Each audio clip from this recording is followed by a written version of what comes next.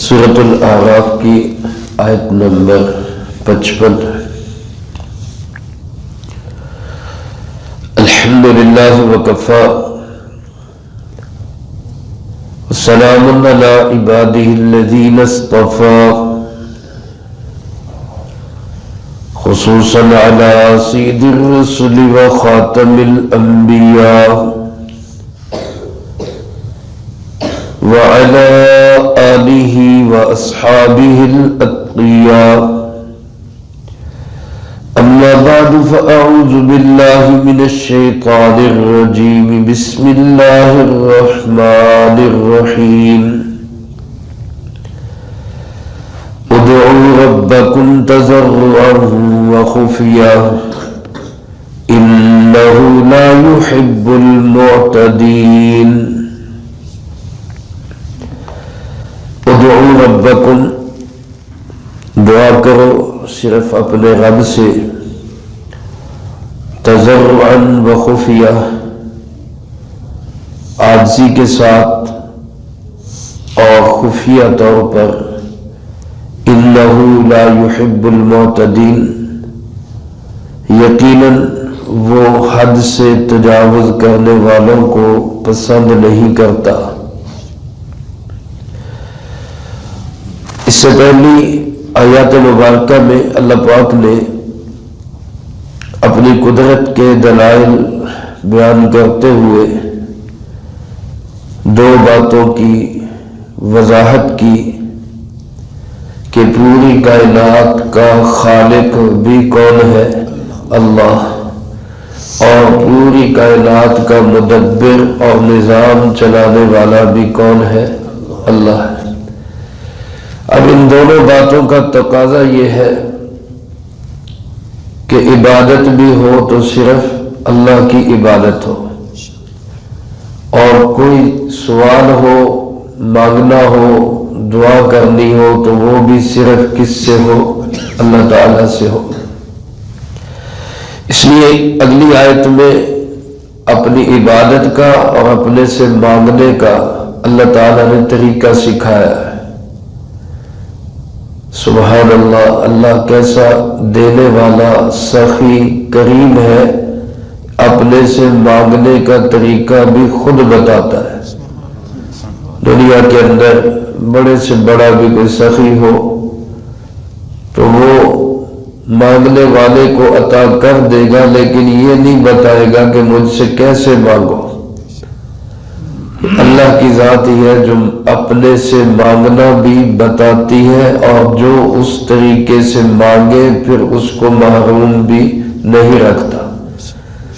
فَلَا ادعوا ربکم، اپنے رب کو پکارو۔ دعا کا معنی مانگنا بھی ہے، سوال کرنا بھی ہے، اسی طرح دعا کا معنی عبادت بھی ہے، اور یہ دونوں معنی مفسرین کرام رحمہم اللہ نے یہاں لکھے ہیں کہ دعا بھی کرو تو صرف کس سے کرو؟ اللہ تعالیٰ سے، اپنے رب سے، اپنے پالنے والے سے، اور عبادت بھی کرو تو صرف اسی کی عبادت کرو۔ پیارے آقا جناب محمد کریم خاتم النبیین صلی اللہ علیہ وآلہ وسلم نے ارشاد فرمایا، الدعاء مخ العبادہ، دعا تو عبادت کا مغز ہے۔ جیسے کسی چیز کا کوئی چھلکا ہوتا ہے، کوئی اس کے اندر کا گودا اور مغز ہوتا ہے، تو ہم سب جانتے ہیں کہ اصل مقصود وہ مغز اور گودا، وہ گری ہے، چھلکا مقصود نہیں ہے۔ اسی طرح عبادات کا اصل مقصد یہ ہے کہ انسان اللہ کے در کا فقیر، محتاج اور اللہ کے در کا ہی ملنگ بنے، اسی سے مانگنے والا بنے۔ تو اصل عبادت فرمائے وہ دعا ہی ہے، الدعاء هو العبادہ۔ اسی طرح سورۃ مؤمن میں اللہ پاک خود ارشاد فرماتے، ادعونی استجب لکم، مجھ سے مانگو میں تمہیں عطا کروں گا۔ اور فرمایا کہ ان الذین یستکبرون عن عبادتی، جو لوگ میری عبادت سے تکبر کرتے ہیں، یعنی دعا اور عبادت کا اکٹھا ذکر کیا، تو معلوم ہوا کہ دعا ہی اصل عبادت ہے۔ تو اللہ پاک نے مانگنے کا طریقہ اور سلیقہ بھی بتایا، عبادت کا طریقہ اور سلیقہ بھی بتایا۔ فرمایا دو چیزیں اس کے اندر ہونی چاہیے، تضرعاً و خفیہ۔ تضرع اس کا لفظی معنی ہوتا ہے مائل ہونا، ہمارا میلان ہو اللہ کی طرف مانگتے ہوئے، اسی کو تضرع، عاجزی، گڑ گڑانا اور انکساری کے ساتھ، میلان کے ساتھ، یعنی یہ نہ ہو کہ دعا کر رہے ہیں لیکن توجہ ہی نہیں ہے اللہ کی طرف۔ ایک حدیث پاک میں آتا ہے، فرمایا اللہ کے محبوب علیہ الصلوۃ والسلام نے، جس کا مفہوم یہ ہے کہ اللہ پاک غافل دل کی دعا کو قبول نہیں کرتے۔ غافل دل کا مطلب کیا ہے کہ پتہ ہی نہیں میں کیا کہہ رہا ہوں، میں کیا مانگ رہا ہوں۔ آج کل جو ہماری دعائیں ہیں میرے محترم دوستوں، یہ دعائیں مانگی نہیں جاتی، صرف دعائیں پڑھی جاتی ہیں، رٹے رٹائے الفاظ ہیں، زبانی الفاظ ہیں۔ اکثر تو جو ہمارے ائمہ حضرات ہیں وہ بھی بس رسمی ایک دعا نماز کے بعد کر دیتے ہیں، پڑھ دیتے ہیں بس۔ بہت سارے حضرات ان کو بھی معنی کا ہی نہیں پتہ ہوتا کہ ہم کہہ کیا رہے ہیں، اللہ سے مانگ کیا رہے ہیں۔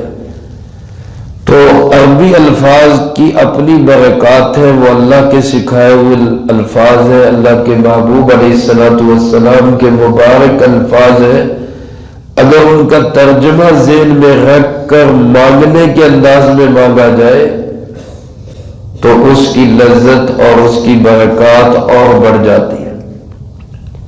لیکن ایک صرف پڑھ دینا جی اللہم انت السلام و منک السلام تبارک ربنا و تعالیت یا ذی الجلال والاکرام ربنا آتنا فی الدنیا، اور پڑھنے میں بھی ایسے کہ الفاظ بھی پورے ادا نہیں ہوتے۔ تو دعا مانگنا اور ہے، دعا پڑھنا اور ہے۔ اگرچہ پڑھنا بھی برکات سے خالی نہیں، لیکن جو اصل منگتے کا مقصد ہوتا ہے لجاجت، منت، سماجت، عاجزی، گڑ گڑانا، وہ تضرع جو پیدا ہوگا وہ تب جب الفاظ کا پتہ ہو کہ میں کہہ کیا رہا ہوں، میں مانگ کیا رہا ہوں۔ اس لیے اگر عربی الفاظ کا معنی اور مفہوم معلوم نہ ہو تو اپنی زبان میں دعا کرنی چاہیے۔ دعا کا مقصد ہے اللہ سے باتیں کرنا، اللہ سے مناجات کرنا، اپنی ضرورت حاجت اللہ کے سامنے رکھنا، ایسے مانگنا جیسے کوئی بھکاری مانگتا ہے، اس طرح اللہ سے مانگنا۔ تو خفیہ، دوسرا ادب یہ بتایا کہ اللہ سے مانگو خفیہ مانگو۔ خفیہ کا لفظ اردو میں بھی بولا جاتا ہے، جس کا معنی پوشیدہ، آہستہ آواز سے، چپکے چپکے۔ اب یہ جو دعا ہے جو اللہ کے ساتھ ہو، جس کو اللہ کے سوا جاننے والا بھی کوئی نہ ہو، یہ دعا اللہ کو زیادہ پسند ہے۔ ایک حدیث مبارک میں آپ علیہ الصلوۃ والسلام نے ارشاد فرمایا کہ بہترین ذکر وہ ہے جو خفی ہو، بہترین ذکر وہ ہے جو خفی ہو، اور بہترین روزی وہ ہے جو کافی ہو جائے۔ خیر الذکر ما یخفی، بہترین ذکر وہ ہے جو پوشیدہ ہو، چھپا ہوا ہو، اور بہترین روزی وہ ہے وخیر الرزق ما یکفی، بہترین رزق وہ ہے جو کافی ہو جائے۔ بہت زیادہ رزق ہو لیکن ضرورت ہی پوری نہ ہو تو اس کا کیا فائدہ؟ اتنا ہو جو ضرورت پوری کر دے، وہ اللہ کے نزدیک بہتر اور بہترین چیز ہے۔ تو آہستہ آواز سے ذکر، آہستہ آواز سے دعا کرنا، یہ اللہ کو بہت محبوب ہے۔ بعض اذکار اونچی آواز سے بھی ہے، مثال کے طور پہ اذان ہے، اذان اللہ کا ذکر ہے، اونچی آواز سے دی جاتی ہے۔ اقامت اونچی آواز سے کہی جاتی ہے۔ امام نماز کے اندر تکبیرات انتقال جو ایک رکن سے دوسرے رکن کی طرف جاتے ہوئے کہتا ہے وہ اونچی آواز سے کہا جاتا ہے۔ حج کے موقع پہ تلبیہ اونچی آواز سے، ایام تشریق میں تکبیرات تشریق اونچی آواز سے ہے۔ یہ وہ ذکر ہے جہاں اونچی آواز سے ذکر کرنے کا کہا گیا، لیکن اس کے علاوہ جو جہاں پہ اونچی آواز سے ذکر کا نہیں کہا گیا وہاں آہستہ آواز سے ذکر یہ بلند آواز سے ذکر کی بنسبت 70 درجے افضل ہے۔ اللہ کے محبوب علیہ الصلوۃ والسلام نے پوشیدہ ذکر اور پوشیدہ دعا کی بڑی تعریف فرمائی۔ خود اللہ تعالیٰ نے قرآن کریم میں حضرت زکریا علیہ الصلوۃ والسلام کا تذکرہ کرتے ہوئے فرمایا اذ نادى ربہ نداء خفیا، کہ وہ اللہ کا بندہ جس نے اللہ کو پکارا آہستہ آواز سے، اللہ نے اس کی پکار کو سنا۔ تو اس لیے دعا میں علماء نے لکھا ہے کہ اصل یہ ہے کہ انسان آہستہ آواز سے گڑ گڑا کے لجاجت سے منت سے سماجت سے اور اس طرح دعا کرے کہ پتہ ہی نہ ہو کسی کو۔ بعض روایات میں آتا ہے قیامت کے دن اللہ پاک فرشتوں سے پوچھیں گے ہمیں میرے اس بندے کے اعمال پیش کرو، فرشتے پیش کریں گے۔ اللہ پاک پوچھیں گے کوئی اور عمل، کہ جی اور تو کوئی نہیں، جو ہمارے علم میں تھے ہم نے لکھ دیے سارے۔ تو اللہ پاک فرمائیں گے کہ میرے علم میں اس کے کچھ ایسے اعمال ہیں جن کو تم بھی نہیں جانتے۔ جب یہ دل ہی دل میں آہستہ آواز سے مجھ سے باتیں کیا کرتا تھا جس کا تمہیں بھی پتہ نہیں، وہ اس کے اعمال آج اس کی بخشش کا سبب بنے گے۔ اس لیے چپکے چپکے تنہائی میں اللہ سے باتیں کرنا، اللہ سے دعائیں کرنا، اللہ سے اپنی حاجات اس کے سامنے رکھنا، یہ اللہ کو بہت محبوب ہے۔ ذکر جہری بھی جائز ہے، منع نہیں ہے، بلکہ سکھانے کے لیے بعض جگہ پر اونچی آواز سے پڑھا بھی جاتا ہے، ذکر بھی کروایا جاتا ہے، دعا بھی کی جاتی ہے۔ ہمارے علماء احناف کے نزدیک اسی لیے نماز میں جو آمین ہے یہ بھی آہستہ آواز سے ہے، کیونکہ آمین بھی ایک دعا ہے۔ حضرت موسیٰ علیہ السلام نے دعا کی، اللہ پاک نے ان کی دعا کا ذکر کیا سورۃ یونس کے اندر، اور ان کی دعا کے تذکرے کے بعد فرمایا قد اجیبت دعوتکما، دو کا صیغہ ہے تثنیہ، تم دونوں کی دعا میں نے قبول کر لی۔ حالانکہ پیچھے دعا صرف موسیٰ علیہ السلام کی ذکر ہے، تو دونوں کون؟ علماء فرماتے ہیں موسیٰ علیہ السلام نے دعا کی، ہارون علیہ السلام نے آمین کہی، اللہ نے فرمایا دونوں کی دعا قبول ہو گئی، گویا آمین بھی ایک دعا ہے۔ تو جب یہ دعا ہے تو دعا میں آہستہ کہنا افضل ہے۔ اس لیے نماز میں جب امام وَلَضَّالِّينَ کہے تو آواز سے نہیں بلکہ آہستہ سے آمین کہنا چاہیے، لیکن کہنا چاہیے۔ ہمارے بعض دفعہ حضرات نمازی حضرات یہ آمین کہتے ہی نہیں، حالانکہ حدیث پاک میں اس کی بڑی فضیلت ہے۔ فرمایا جس وقت امام وَلَضَّالِّينَ کہتا ہے فَقُولُوا آمین، تم بھی آمین کہو، کیونکہ فرشتے بھی اس وقت آمین کہتے ہیں۔ فَمَنْ وَافَقَ تَأْمِينَهُ تَأْمِينَ الْمَلَائِكَةِ غُفِرَ لَهُ مَا تَقَدَّمَ، جس کی آمین فرشتوں کی آمین سے مل گئی اس کے پہلے گناہ اللہ معاف فرما دیتے ہیں۔ اس لیے وَلَضَّالِّينَ امام کہے تو ہلکی سی آواز سے بالکل آہستہ سے آمین کہنا چاہیے۔ میرے محترم دوستو، ایک دفعہ خیبر کے موقع پر کچھ صحابہ اکرام رضی اللہ تعالی مجمعین کی آوازیں ذکر میں بلند ہو گئی، اللہ کو پکارنے میں بہت بلند ہو گئی۔ تو آپ علیہ السلام نے فرمایا اربعوا علی انفسکم، اپنے آپ پہ حوصلہ رکھو، اپنے آپ کو کنٹرول میں رکھو، تم کسی بہرے کو نہیں پکار رہے یا کسی ایسے کو نہیں پکار رہے جو بہت دور ہو۔ یعنی بندہ یا تو اونچی آواز سے بولے گا جب کوئی سامنے والا بہرا ہو اونچا سنتا ہو، یا کوئی دور ہو تو پھر اونچی آواز سے بولے گا۔ اللہ نہ تو بہرا ہے، اللہ تو سمیع ہے، ہر چیز کو سننے والا ہے، اور نہ ہی اللہ دور ہے، وہ بہت قریب ہے، شہرگ سے بھی زیادہ قریب ہے۔ اس لیے فرمایا کہ اس کو پکارتے ہوئے بہت اونچی آواز نہ نکالو۔